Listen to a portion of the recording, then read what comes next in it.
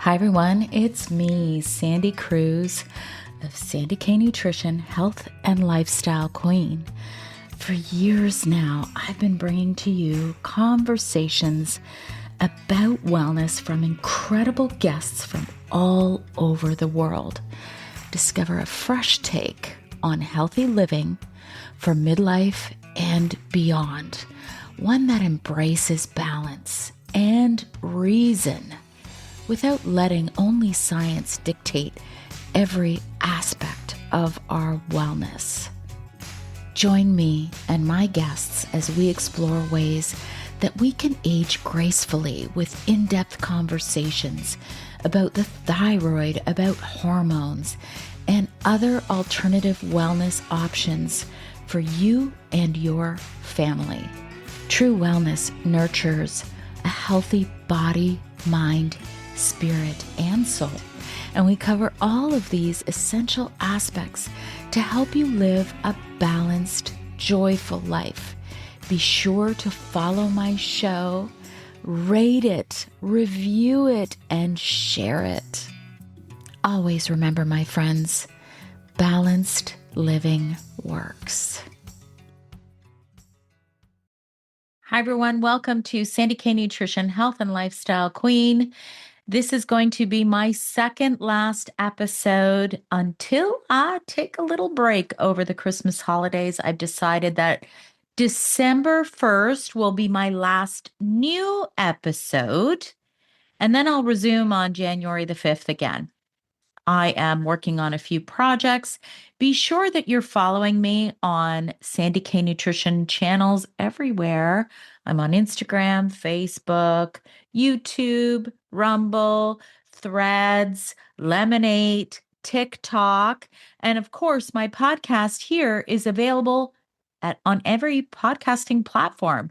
If it's not, let me know because I'm pretty sure that it's everywhere. But it is Sandy K Nutrition on every single platform. So wherever you do social media, you'll be able to find me. Today, my episode is all about doing the work. Okay, let me explain what this is about. Doing the work as it relates to our wellness can mean so many different things. And often you see people who will just follow what all of these health influencers are telling you to do, whether it's take peptides, whether it's take certain supplements, whether it's to take NAD, whether it's to take, to lift heavy or whatever it is that a lot of these health influencers talk about. And often you will hear them regurgitate what the literature says, what the science says, how to age better. And often we hear it become very repetitive.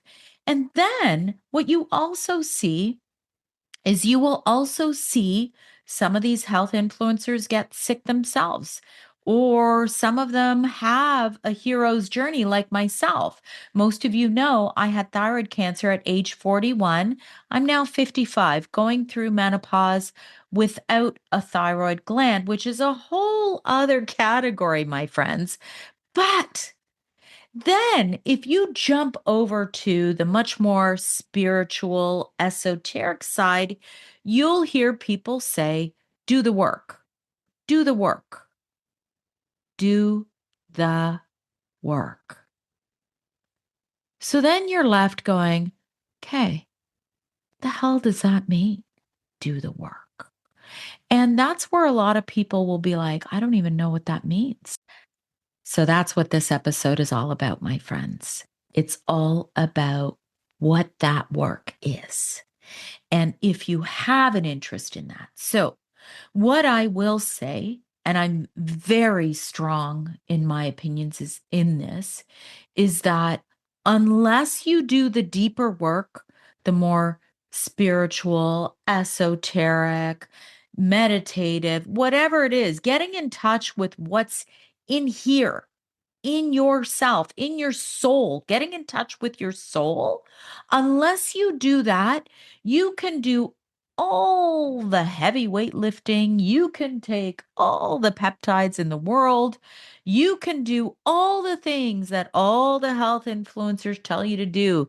Intermittent fasting, red light therapy. You could do all of it, but you ain't going to be fully whole. And most of you know, I am a registered holistic nutritionist. I can't even say it. I went back to college when I was 46 years old after having thyroid cancer. But the year prior to that, my 5-year-old daughter was diagnosed with cancer. She's fine now. And I believe that many of our experiences are meant to take us to another level, a different path, whatever it is in our lives. So during that time that my daughter was diagnosed with cancer, I had been a stay-at-home mom. I used to work in business. I do have a degree in English literature. I did write the Essential Thyroid Guide right behind me, in case if you're wondering. It's all about what this gland means. It's not a clinical book. It is a book, it's a guide, simplified guide, just to tell you why this gland is so important and why you want to do all you can to keep it, unlike myself. But back then, I didn't have the tools, I didn't have the knowledge, I didn't have the experience. So, now, one thing that I did dabble in ever since my daughter was diagnosed with cancer was more the like doing the work. And it started very slowly for me. I come from a Catholic upbringing. However, during that time, I didn't really find the answers that I needed through religion. And I am not shaming anyone for having a strong conviction in their religious belief. I, quite frankly, I don't care what you believe in. What I care about is if you're a good person. Be a good person, be good to others, be kind.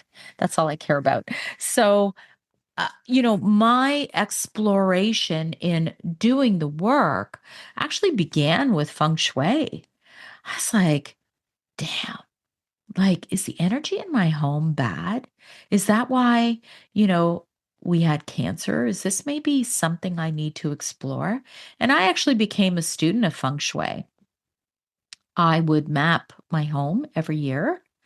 I would purchase these little cures that were feng shui cures to keep the energy in the certain locations, north, northeast, west, southwest, all the areas of my home. I still record a podcast every year. I may not this year, by the way. And you know why? This is the first year that I stopped. So remember, my daughter was diagnosed with cancer in 2010. I was diagnosed with cancer in 2011. And by the way, my husband coded in hospital from a bacterial pneumonia in 2012. It was 3 years of some not so great things going on. And for a while there, I was like, oh, maybe it's all about the energy. Maybe it's the fact that I was doing renovations during years where they say don't do renovations in feng shui. And I'm like, okay, so I was trying to do the work. And so this goes back so long ago, my friends. And again, I don't think there's anything wrong with feng shui. I think that most of our beliefs in doing the work, though, come from within us. We need to start with what's in here, our soul. And so that's what I'm going to talk to you about today. And the reason I am going to talk about this is because on TikTok, on Instagram, you will hear extremes. So you will hear somebody talk only about astrology. While I do look at astrology and I do believe that when we are born, depending on what was going on in the atmosphere, might have something to do with our personality traits, how we are. But a lot of that really boils down to interpretation, right? But we can't deny the fact that we are affected by what is in our atmosphere. I mean, take a look at the energies that have been going on lately.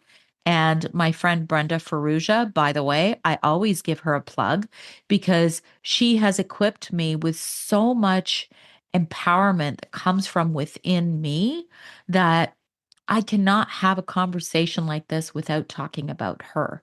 Go to sobrilliant.ca and look at working with her. And I've recorded a few podcasts with her. She has changed my life.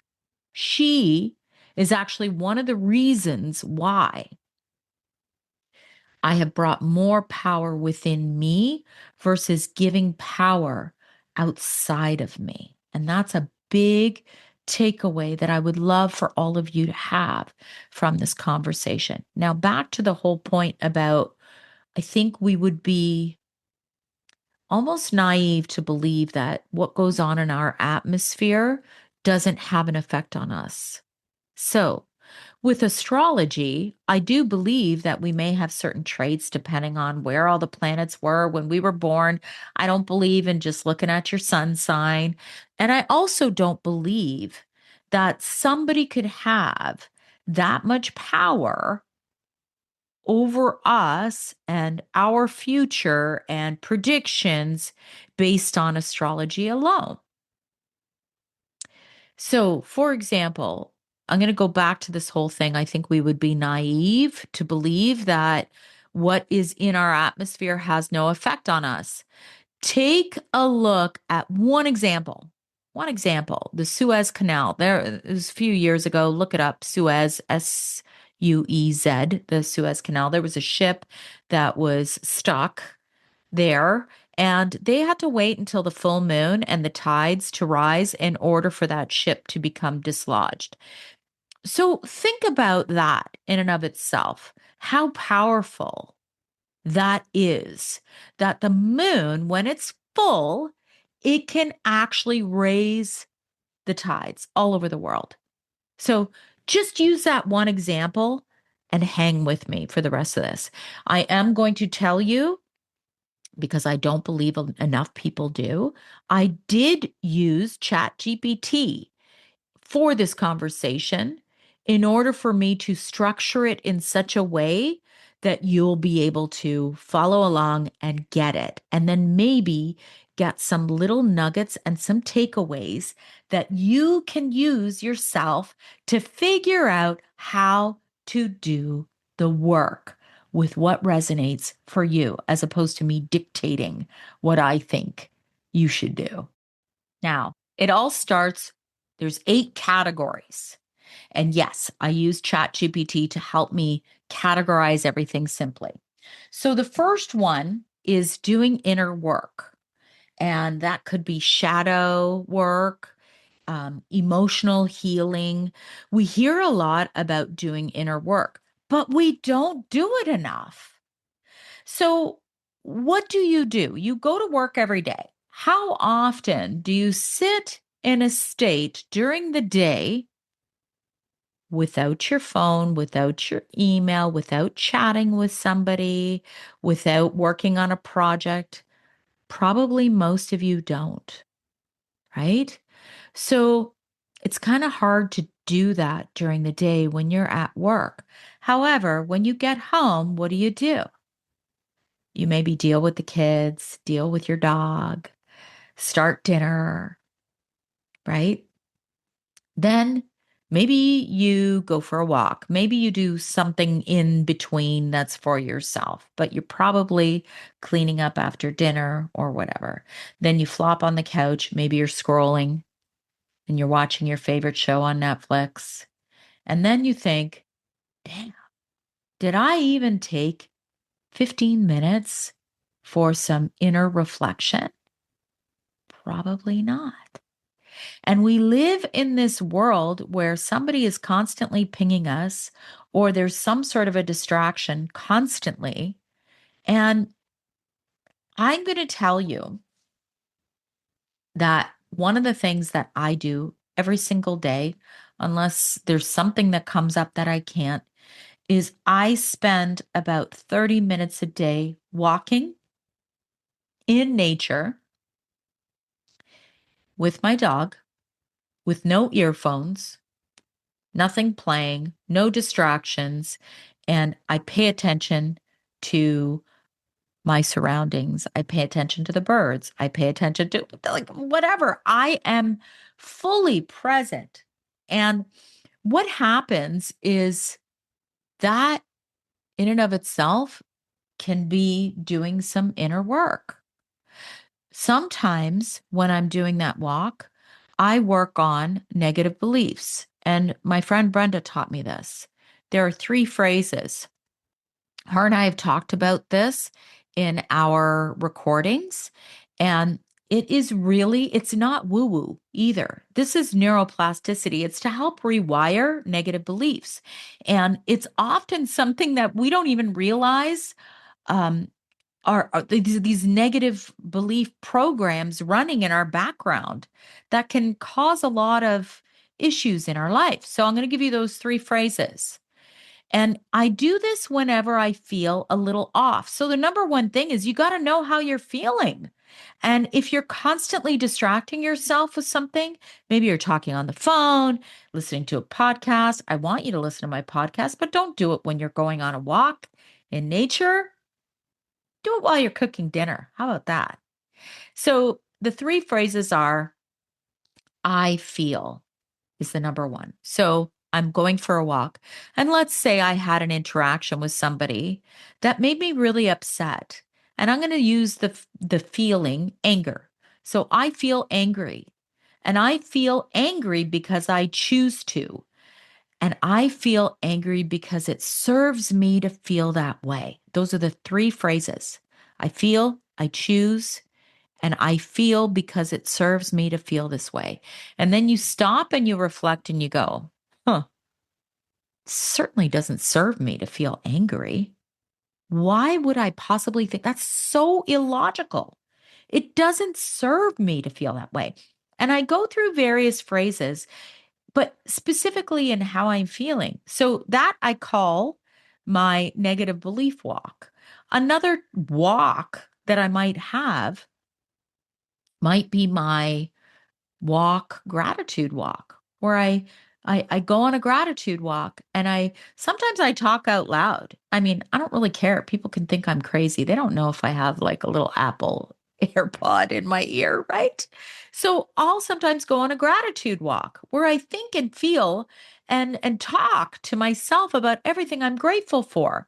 Sometimes I actually speak with my guides, and that might be my spirit guides, my angel guides, archangels, whatever you believe in, God, the universe, I don't care. Have a chat with whoever you resonate with or believe in. So those are ways that I use it. So here I'm going to give you now what ChatGPT said. This inner work can mean emotional processing. So I just gave you a few examples. Journaling, stream of consciousness writing. Oh, that's one of my things. This is my jam. So I will sometimes want to journal in the morning and I go through phases. And this is what I mean. I'm constantly changing it up, my friends. I'm constantly doing the work, but I'm changing it up. So sometimes I will write a prompt in my journal and it will simply be, and this is something that I've been doing for years. What does my soul want me to know today? And then I let it fly, whatever it is. Do not type. Use I'm a lefty, by the way, handwrite it in a journal. And that is called stream of consciousness writing. Just let whatever comes top of mind go from heart to pen to paper. Try it. Now, some more emotional processing might be release techniques. Shaking. You see people who do that. There are platforms based on that. Movement. That's big. Crying, screaming into a pillow, inner child work. So look that up if you're not sure what that is. Shadow work, identifying triggers. This is massive, my friends, because we live in a world where everybody seems to be triggered, especially everybody on social media. So when you identify your own triggers and go, that really triggered me, and you dig deeper into that, that, my friends, is doing the work. So typically, we can say that when you have a trigger, it's because it's something that's not fully processed in your body. And I don't know, I can't answer for you what it would relate to. But if you're one of these people that's starting fights or, on social media or constantly interjecting where people are not asking for your opinions, like figure out why you're doing that. Forgiveness and integration. Okay. This is big. And I'll tell you why. I have a real difficult time with forgiving. And I sometimes, okay, it depends on the situation and it depends on if it's repetitive, but I have a hard time with this. This is one of the things that I really have a hard time with. Meditation on releasing the resentment and shame and guilt is huge for doing that work. And Brenda has taught me a few different techniques, including the whole, um, negative beliefs, because shame comes often from these negative beliefs that were formed and could have been formed from when you were a young child. So, doing that kind of work is very powerful. And Brenda does do sessions. They're called Beam Therapy, BEAM. And this is using quantum energy, and your own higher self is in charge. So, this is what I'm talking about. When you give all your power away to this health influencer, this tarot reader, this astrologer, this person who's telling you to intermittent fast, you are taking away power that you have within you. It's not to say that we can't research, look at what other people are doing and say, that resonates with me. But the whole thing is you got to turn inward. And I've written about this. There's a great documentary. It's not really well made, but it's called Inner Worlds, Outer Worlds, where we have become so out of touch with our inner selves and giving our power away all over the place. It's like we're spewing out all our energy everywhere and going, I need this from this person. I need this from this person. We forget to look within ourselves. So Brenda does facilitate something called beam therapy, where it's your higher self that clears some of these limiting beliefs, these traumas, all of these things that might be holding you down. And I'm going to touch on more about this throughout, but you're the one who's in charge. So most of you have heard of Reiki. You know what? I've somehow never really resonated with Reiki because I felt like that person was in charge of me, which made me almost uncomfortable. And that's not to say if you're a Reiki therapist, you know, I'm not putting you down. This is me. This is my belief system. So more inner work can relate to trauma release using somatic and trauma informed therapy. I personally have done EMDR. I know that some brain doctors, like Dr. Amen, he has the Amen clinics everywhere. He's a big fan of EMDR for trauma. So I think that you have to explore which of these practices make sense for you. I did EMDR for a short period of time this year because I really needed to release some stuff that kept coming back in my brain over and over and over again. So look for a practitioner, look for somebody who can help you with this stuff because I'm not it. I'm not it. I'm just giving you the options, but if you need help, seek somebody who's um, definitely someone you can trust within this area and who's qualified. So that was inner work. That was kind of a long one. The second one is mind and thought transformation. And this again is more through meditation and mindfulness. I've been doing meditation, God, for so many years. I used to use Muse, the meditation headband. That was probably about close to 10 years ago. Um, then there's reframing and cognitive practices. So I did do some mind therapy training back a while ago. I found it to be like common sense. So I never completed the certification. And then there's self-inquiry, and that goes to the journaling and all of that. It's kind of similar to the first one. So the third one is energy and subtle body work. So chakra and energy clearing. So that could be, the Reiki thing that I talked about. Perhaps you'd rather move into beam therapy where it is clearing those energies from you, but you're the one who's in charge. Your higher self. By your higher self, I mean your soul.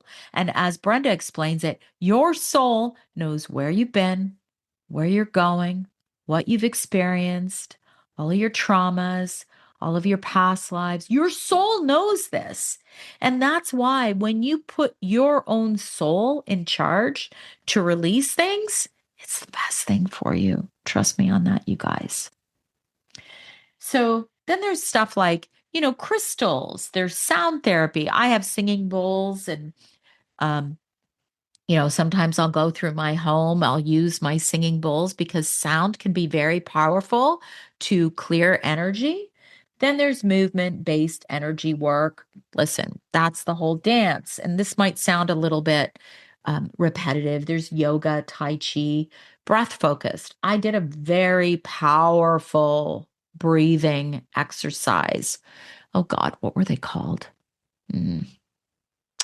I don't know if I can remember, but it was that kind of, I don't even know what it's called. It's that breathing breath work where it's very fast and you almost get anxious and you have to get past that. And I did it with one of my good friends. She is on Instagram, the energy pharmacist, Sudine. Anyway, I love her. She's amazing. I met her a few times and we did this in Boston when I was speaking, lecturing at a conference.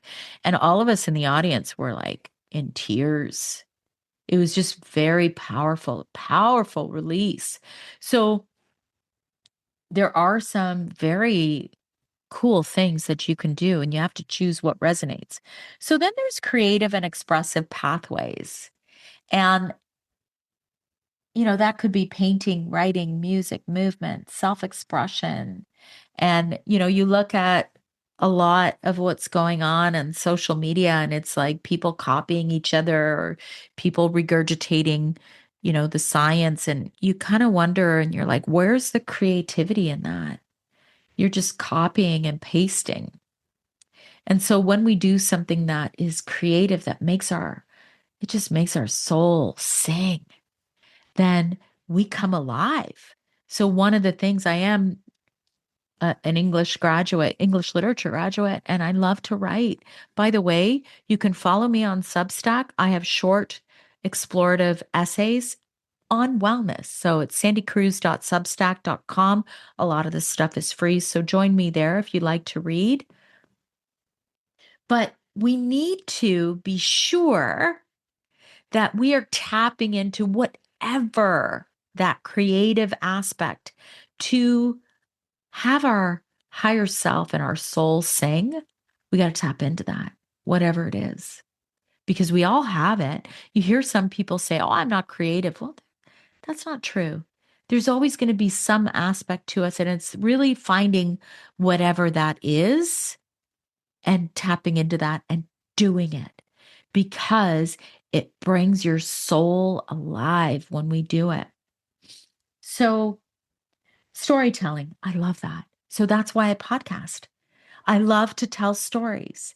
I might, even on Instagram, sometimes like I've had people make fun of me because I might dance or I might, express something and talk about why, thyroid standard thyroid labs don't work. You see what I mean? So I'm kind of mixing what makes my soul sing with some of the science and some of my experience and some of my hero's journey, which is storytelling.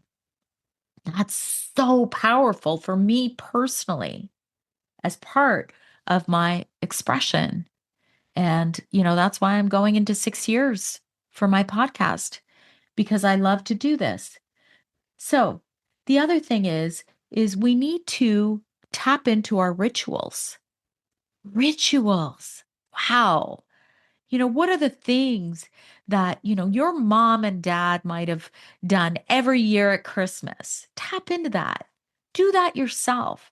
Rituals bring us alive. Bring bring energy and memory and all of those things together. So one of the things that I did, my girlfriend was over this week and she's like, "What's that big jar sitting there on your wall unit?" And in it are a bunch of little pieces of paper. And you know what they are? They're memories. They're memories for so many years that every once in a while I'll pick out of one of the papers to read it. And it might be about how we used to do movie night as a family. And my daughter used to do seating arrangements and she would make out tickets, like she would make tickets for everybody and we would watch Big Brother. And so that was one of my family rituals. And I made sure that we will never forget it by creating this big jar with these memories. So I think that when we do that, that is really, really sacred. And it's something that can really empower us, especially when we look back. Okay, let's move on to the next one. Relational and karmic work. Okay. So this is big. We hear this a lot about boundaries and relationship healing. So, most of you who follow me probably have heard of Carolyn Miss or Mice. I don't know how you pronounce it, Myss. I've read a few of her books and I read them when I was a student. Then I've read them even before I went back to college. And she talks about sacred contracts. There's a reason why these contracts are sacred. And often when we're watching all the TikToks about cutting people off and telling them, you are not supporting my boundaries. I don't want to move forward with you in this life. I resent my parents. So it kind of goes against everything that I talked about in the beginning. This is why social media can be damaging if you give all your power away to it. I believe that setting boundaries are extremely important. And I believe in renegotiating sacred contracts in our lives versus cutting off sacred contracts in our lives. What do I mean by that? So, I have been married for over 25 years. It's going to be 28 years this month since we met. And I believe that in a marriage or a partnership, it's constantly meant to evolve and change. And sometimes renegotiating those sacred contracts in your partnership can be really hard.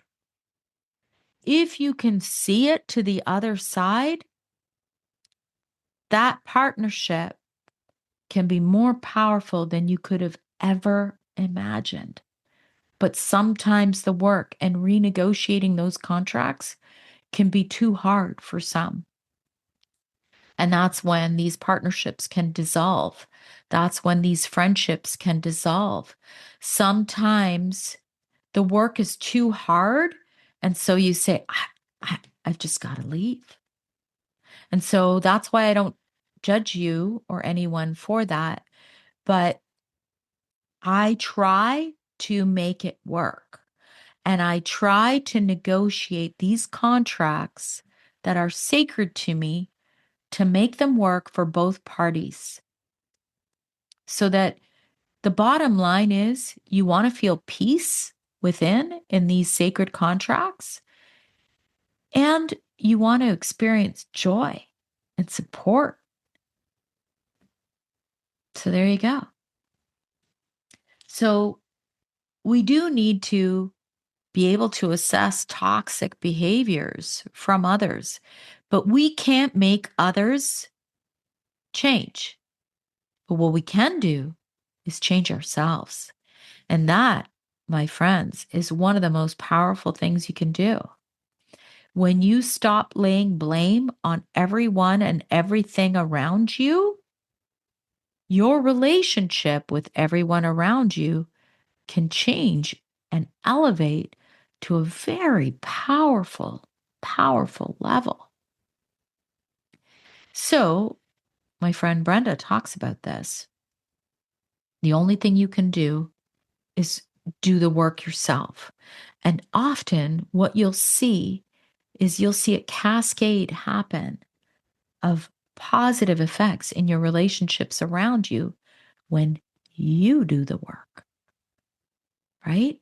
So, as opposed to trying to make everybody change around you, you do the work yourself. And naturally, these changes happen for the better.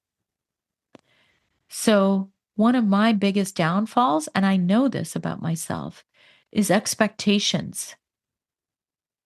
And I'm still working on it.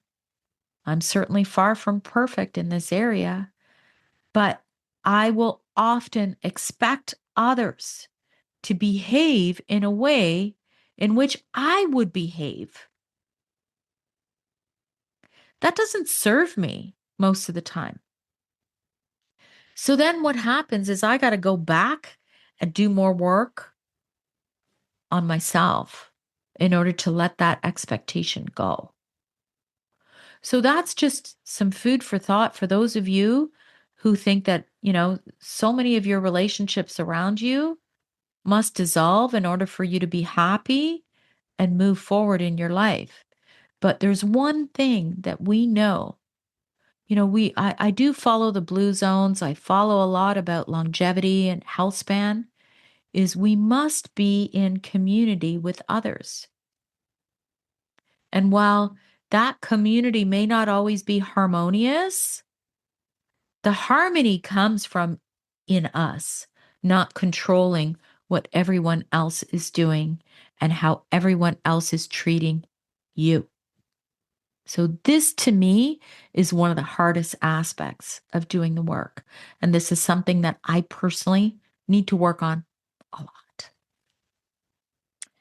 So, integration practices. So this is daily. So having those morning and evening rituals. So I used to be a big, sauna girl. I would do infrared sauna, red light. That was just part of my health ritual. Now I have shifted more towards grounding, intention setting, journaling. Not saying that red light therapy is not important, but remember, this is about doing the work more on a spiritual internal level.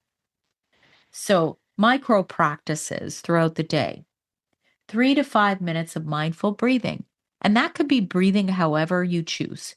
One of the standard ways, oh my God, it was Dr. Andrew Weil. I told my kids about this when they were little. 4-7-8. You see people doing all kinds of breath work stuff. So, how about you start with something simple?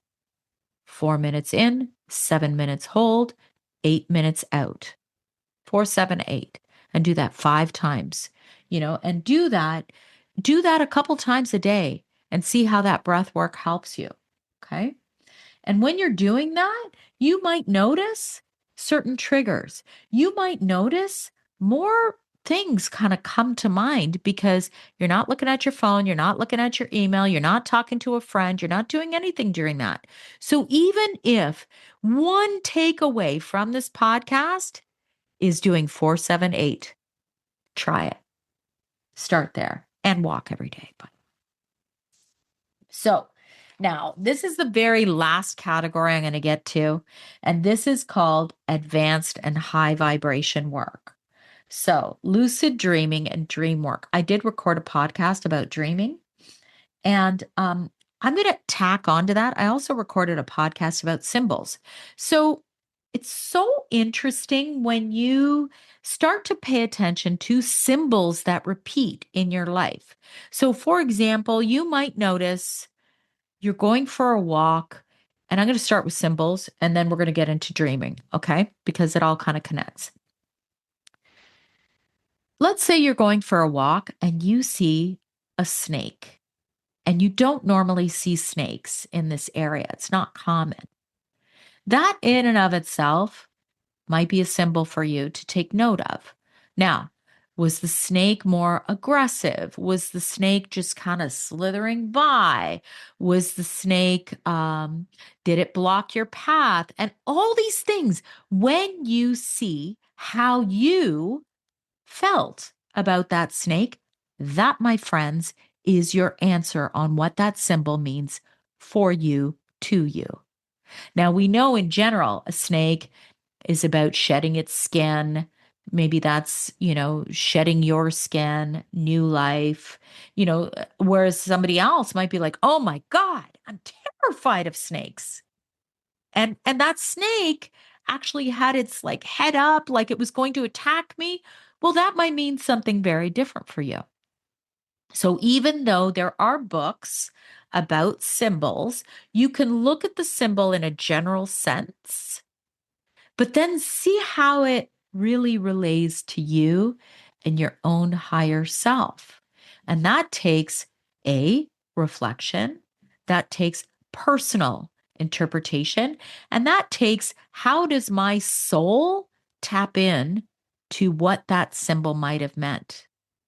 I use nature a lot as symbols. For me, coyotes, they can mean a couple of different things, but when I come across a coyote, I need to kind of, you know, be more attentive to what might be going on in my life. When I see a cardinal, that's typically a sign for me from somebody from the other side, like my aunt, my mother-in-law. So I wanted to say, when you do that nature walk and you're walking along and you notice these things because you don't have AirPods in your ear and you're paying attention to these symbols all around you. It's really cool. Let me tell you, it gives you inspiration. And remember, I was talking about how feeling inspired and creative, whatever that outlet is, when you pay attention to that, that all connects, my friends. So feeling inspired is very, very powerful. So dreams, a lot of you can really explore the subconscious through your dreams. And some people will do that. Right now, I'm not really doing that. I have done that in the past where I've written it down. Oh my God, I woke up at 3 in the morning and, you know, it was a dream about this or that. And I got to write this down or I'm going to forget. That's okay. Do that. And then maybe in the morning, when you read it and go, oh, wow, how do I feel in that dream? What do I think about that dream? And it's kind of cool because sometimes that will give you clues into your subconscious. So, another part of vibration work might be a retreat, um, you know, just for inner clarity. If you need that sense of guidance, periods of silence, fasting, resetting the senses, these are all really deep work. Then there's, plant medicines. Of course, I've recorded a couple of podcasts about that. You know, Sometimes plant medicines can be helpful for those people who have experienced extreme trauma, who are unable to really tap in. Make sure that you speak with somebody who um, can really guide you and has experience in this and training in this. Because the one thing I do know is that sometimes it can force your higher self, meaning your soul, to tap into things or bring up things that you may not be ready to do or to bring up, I should say. So remember how earlier I was talking about how when your higher self is in control, it can release things that it's ready to release. It knows where you've been, knows where you're going, knows your past, knows your present, knows everything. Your soul knows you better than anybody. And so when you're forcing a release through plant medicines, sometimes it can force things so assertively that, your body isn't caught up to that yet. So I've heard stories where people come back after an ayahuasca retreat and, they blow up their lives, they blow up their marriage. Like, just proceed with caution in this area because you definitely want to have somebody who's really, really trained and experienced in this area. So, that, my friends, was my episode on doing the work. I hope that was helpful. I hope that during this holiday season, you'll be able to take some quiet time for reflection so that you can do the work. But what I can say is start with whatever resonates. And yeah, I've been doing it for a very long time. I seem to get connected with people like Brenda who help me really progress to the next level. I don't think that our doing the work ever stops. You don't reach this peak and then go, okay, I'm done. You don't. You have to do the work forever. And it's always evolving and always changing. But when you can tap into your soul, your higher self, it can be very powerful as not only a manifester, you hear about manifesting all the time, but just to help you on your soul's path while you're here on earth. So, do me a favor, make sure that you hit follow and subscribe wherever you are listening to this podcast and share it with a friend because we all want to age better together, but we need to explore everything outside of, just the regular stuff like lifting weights and taking supplements. And, while all those things are important, we got to explore our inner landscape as well. Be sure that if you are listening on Apple or Spotify and this podcast really, really helped you, please provide me with a rating. So 5-star and a few kind words, just some words, just so that other people can find me and amongst this massive, world of podcasting. So I'm grateful for you. I thank you. And if you want to get in touch, if you want to be part of my podcast, send me an email, sandy@sandyknutrition.ca. Also, if you are interested in partnering from a business standpoint, get in touch. Thanks, guys. Have a great week. I hope you enjoyed this episode. Be sure to share it with someone you know might benefit. And always remember, when you rate, review, subscribe, you help to support my content and help me to keep going and bringing these conversations to you each and every week. Join me next week for a new topic, new guest, new exciting conversations to help you live your best life.